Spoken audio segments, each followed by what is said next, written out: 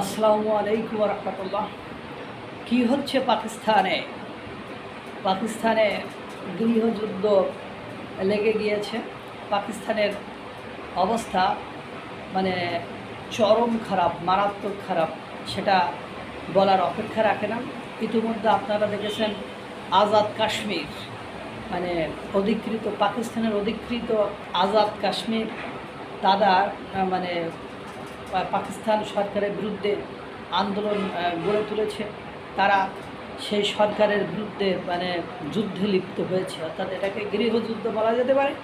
সেখানে পাকিস্তানে গৃহযুদ্ধ লেগে গিয়েছে এবং আজাদ কাশ্মীরের এই জনগণ হয়তোবা কেন আমরা দেখলাম যে ভারতীয় জওয়ানদের সাথে আপনার আজাদ কাশ্মীরের লোকজন পাকিস্তানের যে পরাজয় ক্রিকেট খেলায় সেটাকে সেলিব্রেশন করেছে, উদযাপন করেছে। এবং এই আজাদ কাশ্মীরের জনগণ পাকিস্তানের বিরুদ্ধে অর্থাৎ পাকিস্তান সরকারের বিরুদ্ধে আন্দোলন শুরু করেছেন। সেই আন্দোলন দমন করতে সেখানে পাকিস্তানের সেনারা গুলি চালিয়েছে। পাকিস্তানের সেনারা গুলি চালালে যে আজাদ কাশ্মীরের লোকেরা যে বসেছিল তা কিন্তু নয়, তারা আবার কি করছে, সে পাকিস্তানের সেনাদের উপর আক্রমণ করেছে, তাদের উপরেও গুলি চালিয়েছে। অর্থাৎ আজাদ কাশ্মীরের লোকেরা হয়তোবা অতি দ্রুতই বা অতি শীঘ্রই তারা চাইব যে ভারতের সাথে তারা যুক্ত হতে বা ভারতের অধীনে তারা চলে আসতে। কারণ পাকিস্তানের যে অর্থনৈতিক অবস্থা এবং পাকিস্তানের সরকারের যে নাজুক অবস্থা, তাদের সাথে থাকার কোনো ইচ্ছা বা কারণ একটা মানুষের তার মৌলিক অধিকার নিয়ে পৃথিবীতে বেঁচে থাকতে চায়। দুর্ভাগ্য হলো সত্য যে পাকিস্তানের বর্তমান যে সরকার আছে সেই সরকারের অধীনে মৌলিক চাহিদা মৌলিক অধিকার নিয়ে বেঁচে থাকা কোনোভাবেই সম্ভব নয়। সে এখন মানে আমেরিকার সাথে পাকিস্তান এখন আমেরিকার সাথে যুক্ত হয়ে কী যেন মাথার মধ্যে ভূত ভাত নিয়ে তারা এখন জনগণের কথা না ভেবে কী যেন ভাবছে, কি শক্তিশালী হইতে চাচ্ছে বা যারা ক্ষমতায় আছে তারা মনে করছে আমরা ক্ষমতাচ্যুত হলে আমাদের হয়তো বা ফাঁসি হতে পারে, আমাদের মৃত্যুদণ্ড হতে পারে, আমাদের আজীবন কারাগারে থাকতে হতে পারে। এই ভেবেই তারা এখন ক্ষমতা দীর্ঘায়িত করার জন্য জনগণকে নিয়ে ভাবা তাদের আর কোনো সময় নেই।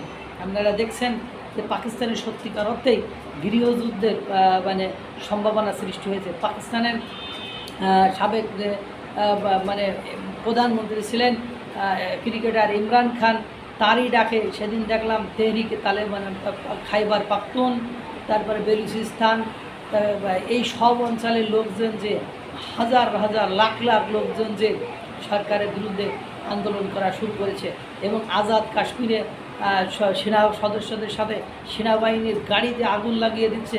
সেনাবাহিনীকে জনগণ দেখলাম উল্টা একেবারে খেদিয়ে পেতিয়ে দিচ্ছে, অর্থাৎ তাদেরকে একেবারে যা না তাই নাজেহাল করে দিচ্ছে। যদিও সেখানে গুলি করে জনগণকে হত্যা করেছে পাকিস্তান, কিন্তু পাকিস্তান হত্যা করলে কী হবে, জনগণ তাদেরকে বা তাদের সেনা সদস্যদেরকে রুখে দিয়েছে, তাদের বিরুদ্ধে অ্যাকশানে নেমে গিয়েছে যে তাদেরকে কোনোভাবে আর ছাড় দিবে না। এই যে গৃহযুদ্ধ, এই দেখেন খাইবার পাখতুনে কিছুদিন আগে 12 জন সেনাকে টিটিপিআই তেহরিক তালেবান সেনা সদস্যরা মেরে দিয়েছিল।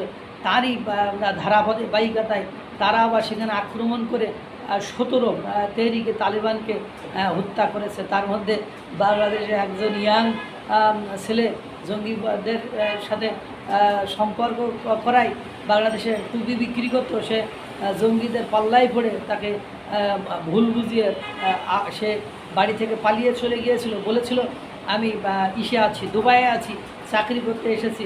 কিন্তু মারা যাওয়ার পরে যখন সংবাদ এলো যে ফয়সাল নামের এই ছেলেটি, তখন বাংলাদেশের মানুষ জানতে পারলো যে এদেশ থেকে টিটিপিআই তেহরিকি তালেবানের ওই জঙ্গিরা তাদেরকে নিয়ে যায়। এরপরে বেলুচিস্তান আছে, তারপরে এই যে বেলুচিস্তান তেহরিকি তালেবান এই খাইবার পাখতুন, এদিকে আজাদ কাশ্মীর একত্রিত হয়ে তার মধ্যে আবার ওই দেশের সাবেক সরকার প্রধান ইমরান খান একসাথে সকলেই পাকিস্তানের বিরুদ্ধে আন্দোলন করেছে। অর্থাৎ এখন আবার আন্দোলনের সিস্টেমই দেখলাম পাল্টে গিয়েছে। শুধু যে পুলিশ বা ওই সেনা সদস্যরা, পাকিস্তানের সৈন্যরা বা পাকিস্তানের বাহিনী যে জনগণের উপরে আক্রমণ চালিয়ে বেঁচে যাচ্ছে তা কিন্তু নয়।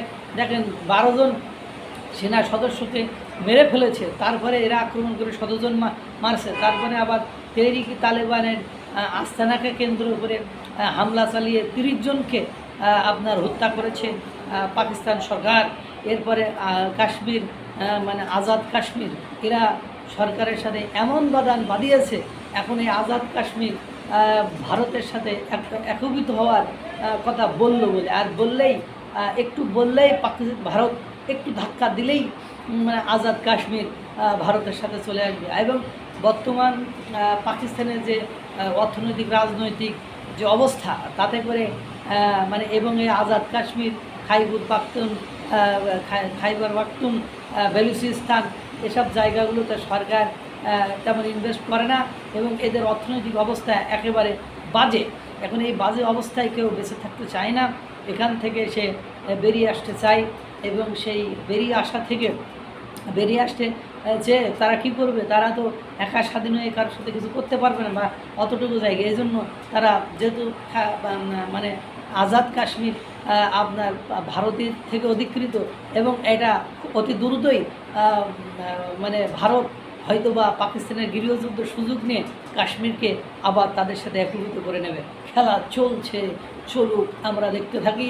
আর পাকিস্তানের যে লেজে গোবরে অবস্থা করে ফেলেছে, পাকিস্তান এমন একটা রাষ্ট্রের সাথে সম্পর্ক করে ফেলেছে যে রাষ্ট্র আছি আছি ভাই আছি আছি শুধু বলতে থাকবে, কিন্তু সত্যিকার অর্থে কোথাও আসে বা তাকে কোনোভাবে সাহায্য করবে এটা বলা যাবে না।